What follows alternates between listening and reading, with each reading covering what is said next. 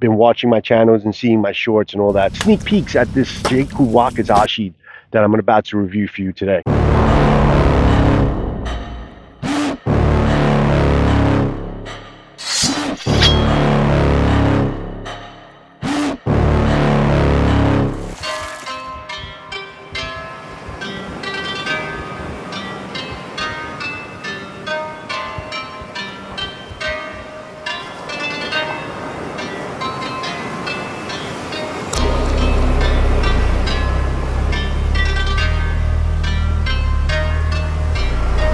Guys, welcome to another video. This is Joe of JS Bladecraft.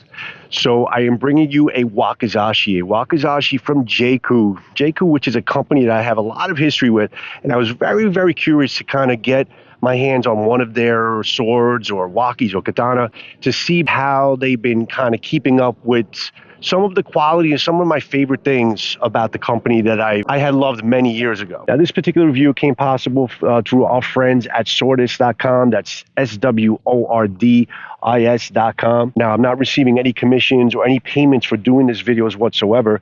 They're just simply sending me a review sword and just asking me to pass along some information about their sword company and what they do. Along with Jeiku Sino Swords, they also do Hanban Forge. There's a lot of custom companies, Shadow Dancer, Zisei, many brands from Siberia, including very popular Dragon King and my personal favorite, Citadel, is included in some of the brands that they offer at swordist.com. And it's really cool because they have a lot of different types of manufacturers and brands that are actually very popular to many different people in terms if you want a custom sword or if you want something very high-end or something very budget conscious, or even if you wanted to go with like a European type of mod. You could also have a couple different builds you can do from like Hanban Forge, from Jeiku, Shadow Dancer. There is a build for Shadow Dancer to do a custom sword with them, and also Zisei, along with a lot of other surprises. So definitely check them out if you're looking to a one-stop shop where you're looking to go build a custom sword or have some really great options in terms of some stock swords available. Definitely check out swordist.com. Again, it all came possible with our friends at swordist.com,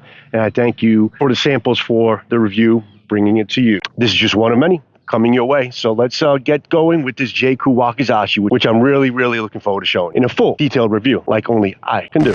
Now, if you guys follow my channel, you know that I have presented and have a lot of history with Jeiku Sino Swords. Jeiku is probably one of the first companies that I started doing reviews on my YouTube channel with about 4 years ago.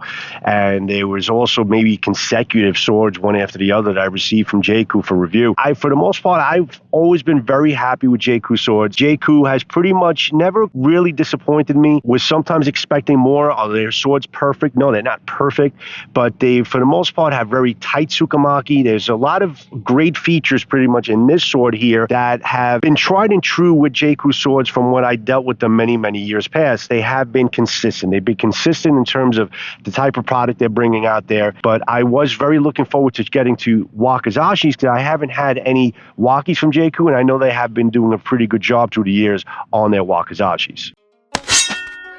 All right, so guys, at this point in the review, I've done a lot of cutting with this sword. I cut many water bottles just to get the initial sharpness of the sword out of the box. I felt a lot of control basically in doing water bottle cuts, which I feel like is a good testament or a sample of how good a sword is in the hands and how good you're able to execute some water bottle cuts and change direction, start and stop and things like that.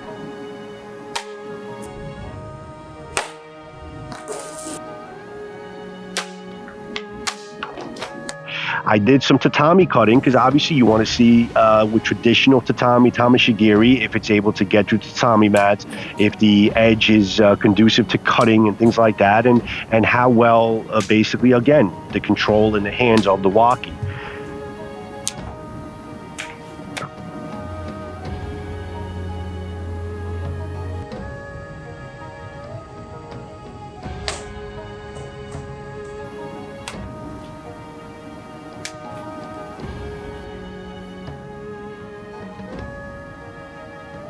And then I went into some more abusive tests where I tried to get into some harder materials like the really hard vines. And simply, obviously, there are people that make comments when I put those shorts out saying, oh, these swords are not made to cut into the vines. Obviously, listen, they're not made to cut into the wood, but it's for the sake of these reviews, I try to kind of really just get some more harder use on the edges because it is a T10 blade. I wanted to see how the edge held up, how the heat, it's a sample size to show you how the heat tempering is, how the formation of the blade, how the geometric in terms of the cutting geometric that they put onto the ha or onto the nagasa, the blade, and things like that. And also if there was any looseness or anything that kind of just dislodged or anything like that. So after all of the cutting, the edge is fine. The edge, I didn't find any chips.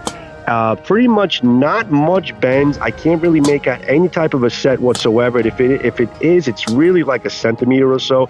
It's really nothing that would alarm me at all. Nothing that even needs to be fixed, but there's really no problems with chipping on the edges, no edge rolling or anything like that. What did happen was, and I'll show you the microphone here,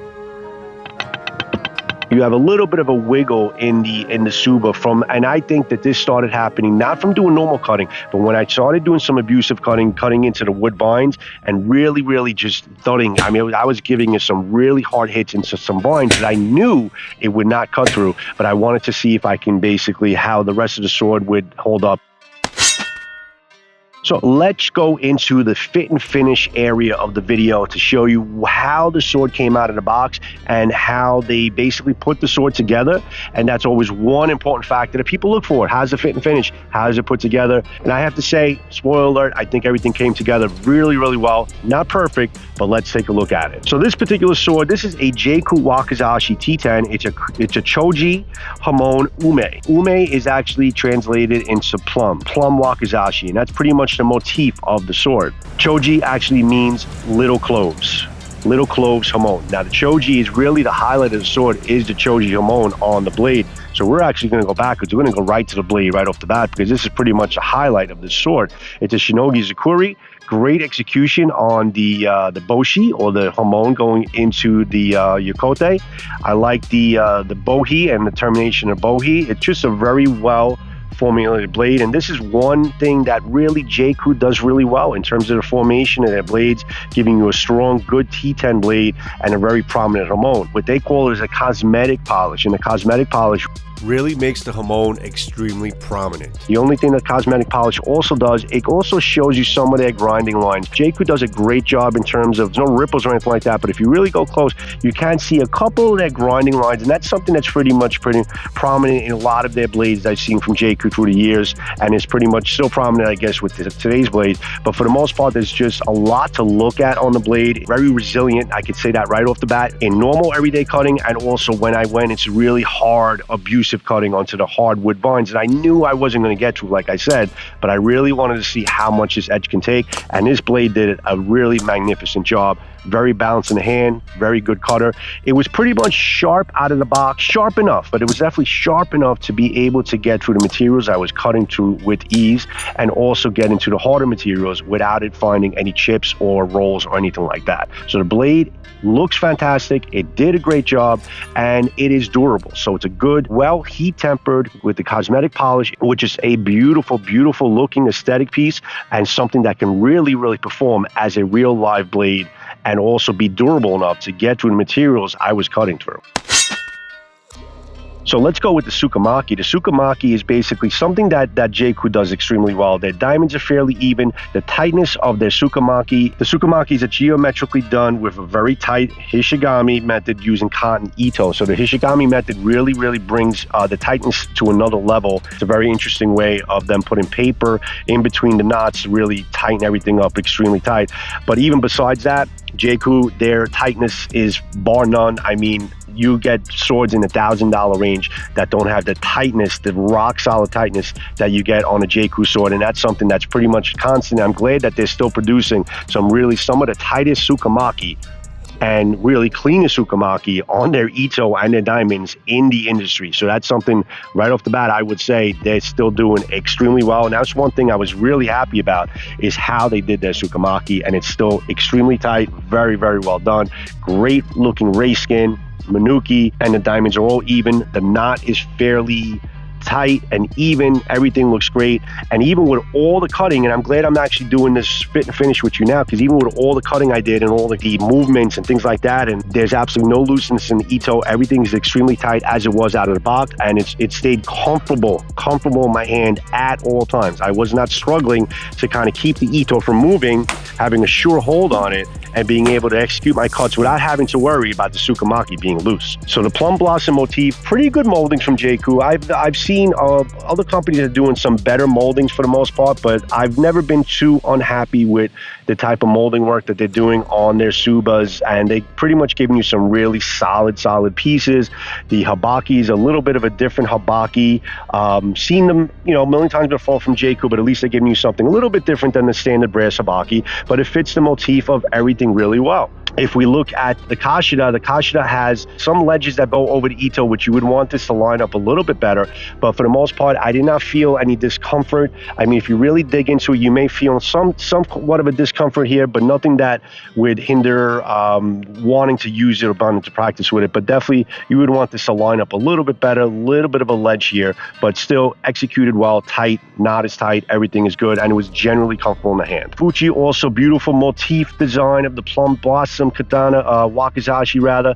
Again, you have a little bit of a ledge over the Ito, but not too drastic. Wasn't really too uncomfortable in terms of gripping it or holding it or moving it in my hands, but definitely you would want to see this lined up a little bit better, and that's kind of also been a constant with J.Crew. They kind of get it almost right, but never 100% right, but still good enough to be able to use a sword and not have any discomfort while using it, and it doesn't really ruin the aesthetic of it. If you're really close up on this, you can really see that there's a ledge, and you can feel it if you really get into it. It doesn't affect the usability of the sword. The moldings are good. I like how everything's put together. I love how the whole motif, I love basically a Wakizashi or a katana or any type of sword that really is able to tell a story. From the Choji Hamon all the way through to the finishing pieces, giving you all that same motif. Now this lacquered saya, Craquelure, I believe it's called, that's what they call it, Craquelure grain design. It's kind of like a fired red, crackling fired red type of design. Not a fingerprint magnet, very smooth,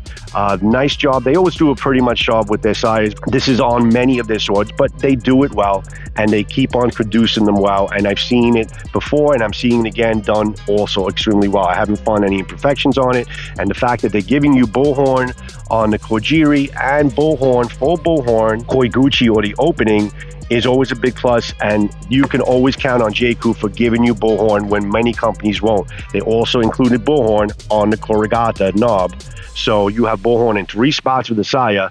Okay, within the $300 range, you would want to have bullhorn, but you have swords in the $1,000 range that don't give you bullhorn, and it's just always been my argument with sword manufacturers: include the bullhorn. It's at least on the koiguchi at all times, because it's a safety issue, which I've said until I'm blue in the face, and it just looks better. It just brings the sword and the saya together really well, and it just adds that extra comfort or durability there if you're doing draw cuts, that you have something that's going to deter the edge from cutting through into your hand, having that bullhorn there. So it's a safety issue, it's aesthetic wise, and I'm glad that J.Crew, and kudos to J.Crew for always including the bullhorn on most of their swords. Overall, the sword is about the 28 inches long. It's about a 20-inch Shinogi Zakuri, differentially hardened, beautiful, prominent Choji Hamon Nagasa or blade. It's got an 8-inch tsuka. Again, it also had bohi, like I mentioned before, and it's all brass fittings and mountings. So it's pretty much the right size for a Wakizashi. 8 inches is pretty good, where you can pretty much firmly get many different types of grips. You could even set this back to basically get some more momentum out of your swing, which I did use that momentum many times by basically setting my arm back and being able to get that nice swing out of it. It's more or less a one-handed weapon, but enough where any size hand is going to be able to grip this and be able to get the motion that they want, the momentum they want out of the blade, and also be able to tighten up to get more of the detailed type of swing. So it's a perfect size 8-inch and a 20-inch Nagasa for a Wakizashi. Finish is great, guys. Right out of the box, I noticed that basically even on the unboxing of this, I noticed there was some wood shavings there, so I saw that they were shimmying, or they were kind of carving into the saya before they basically, before they delivered this to the customer. They were basically doing some QC work, and they were kind of seeing that, they needed to kind of shave this down a little bit to make it fit. And I saw that because I saw a lot of wood shavings come out when I took the sword apart for the first time out of the box. but it does not come out. It's absolutely no rattle. It feels like a unibody, very good quality. You know it's great quality basically how this thing fits. It almost feels like it's moving on rails. All you need is a thumb push to kind of pop this out, return in place, and it's ready to go, and it never falls out of your obi. So really good job on the fit and finish of this sword.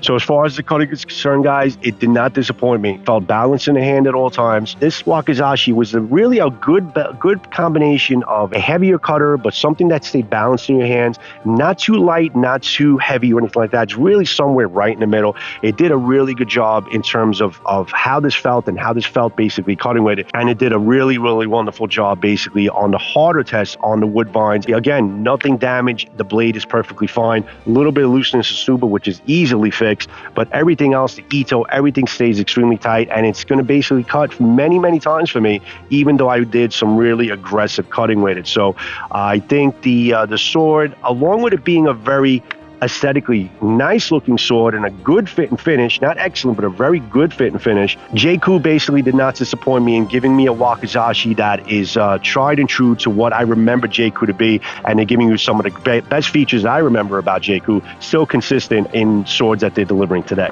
So guys, great cutting sword, great cut Wakizashi. Definitely take a look at J.Crew from swordist.com. They're offering many beautiful stock models of Wakizashis, katana, and tanto from J.Crew, along with many other companies like Hanban Forge, like Z-Seg, Shadow Dancer, and many, many different lines from Cat Siberia. So definitely take a look at swordist.com. I'm going to leave links to everything I'm talking about in the description. Hope you enjoyed my video. Thanks for your support, and thanks for watching as always. And I'll see you in the next sword and knife video, guys. Have a good one. Peace out, everybody. Be good to each other. Ciao.